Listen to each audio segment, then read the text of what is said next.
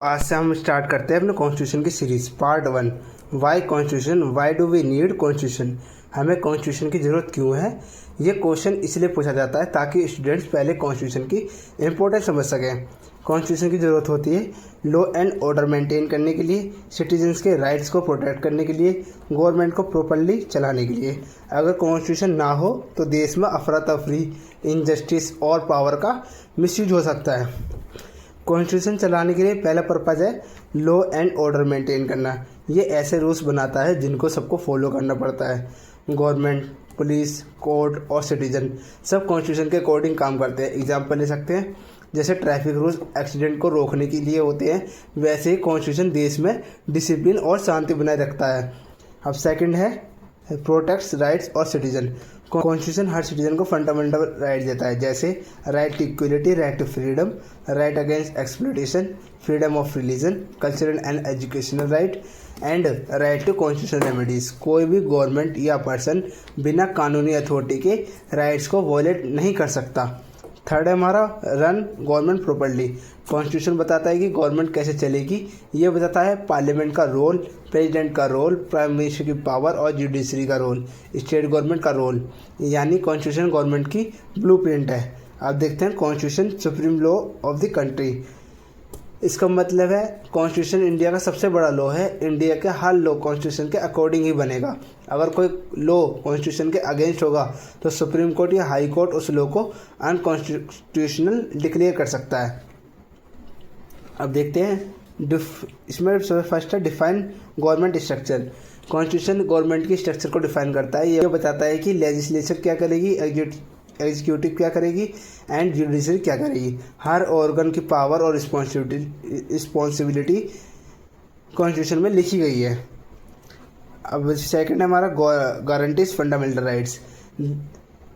Constitution guarantee करता है कि हर सिटीजन को उसके फंडामेंटल राइट मिलेंगे। ये राइट्स गवर्नमेंट के मिसयूज से सिटीजन को प्रोटेक्ट करते हैं।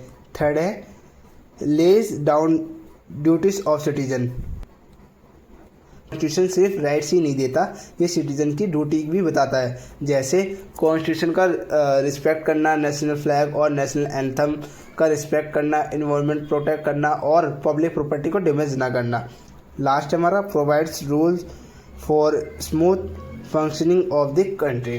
कॉन्स्टिट्यूशन देश को स्मूथली चलाने के लिए रूल्स प्रोवाइड करता है, जैसे election, law making, administration, justice, governments. इन रूल्स की वजह से देश प्रॉपर तरीके से चलता है।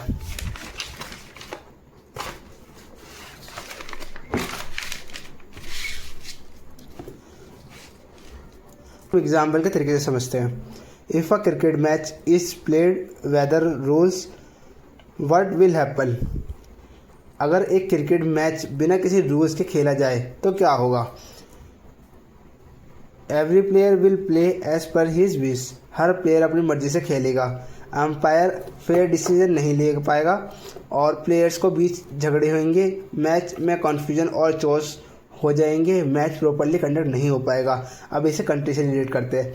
बिल्कुल इसी तरह अगर किसी देश के पास रूल्स ही ना हो तो लोग अपनी मर्जी से काम करेंगे, क्राइम्स बढ़ेंगे, गवर्नमेंट प्रॉपर्ली काम नहीं करेगी और सिटीजन्स के राइट भी सेफ नहीं रहेंगे। इसलिए हर देश के पास एक सुप्रीम लॉ होता है जिसे कॉन्स्टिट्यूशन या संविधान कहते हैं। अब कॉन्स्टिट्यूशन की डेफिनेशन देखते हैं। Constitution is a supreme law which defines the power of the government. Constitution एक ऐसा सुप्रीम लॉ है जो गवर्नमेंट की पावर को डिफाइन करता है।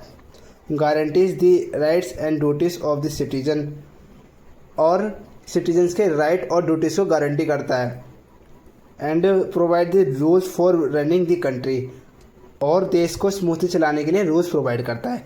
तो ये था हमारा आज पार्ट 1। अगले टॉपिक में हम बात करेंगे इसके हिस्ट्री के बारे में एंड कब ये लागू हुआ था, कितने दिन में लागू हुआ था, और अपना फर्स्ट चैप्टर रिवाइज करेंगे फिर।